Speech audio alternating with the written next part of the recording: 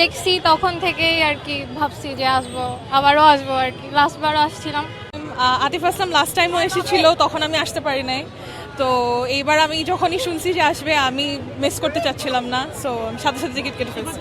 হ্যাঁ, আমি তো ডেফিনেটলি, হ্যাঁ অবভিয়াসলি আমি তো অনেক এক্সাইটেড। আমি আমার কাজিনদেরকে নিয়ে আসছি, আমার বোন, আমার ভাবি, তো আমার ভাইরা ছেলেদের লাইনে আছে, সো অনেক এক্সাইটেড ডেফিনেটলি।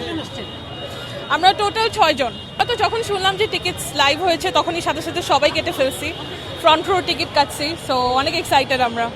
তাকে তো আসলে কিছু বলা যাবে না, সে তো অনেক সামনে থাকবে, বাট ছোটবেলা থেকে যে গানগুলো শুনে আসছি, বড় হয়েছি, ওগুলো এখন শুনবো আবার লাইভ, সো ডিফারেন্ট ফিলিং। ভালোবাসার বেশ কি, গান শুনবো, সবাই একসাথে ফ্যামিলির সাথে আসছি, এনজয় করব, এটাই আমাদের kind of dream comes true. আমরা 10 জন বা 12 জন এমন পুরো সার্কেল মিলে আসছি আমরা সবাই।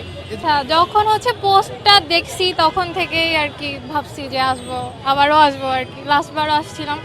আতিফ আসলাম তো বাংলাদেশে মনে হয় কয়দিন আগে আসছিল, তখন ওই কনসার্ট তো আমি অ্যাটেন্ড করতে পারি নাই।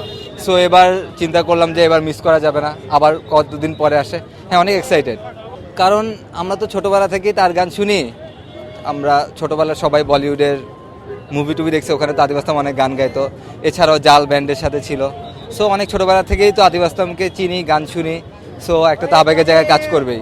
অনুভূতি তো এটা once in a lifetime একটা অনুভূতি, কারণ এখন আতিফ আসলামের কনসার্ট আমি লাইভ দেখবো, এতদিন টিভিতে দেখছি, ইউটিউবে দেখছি।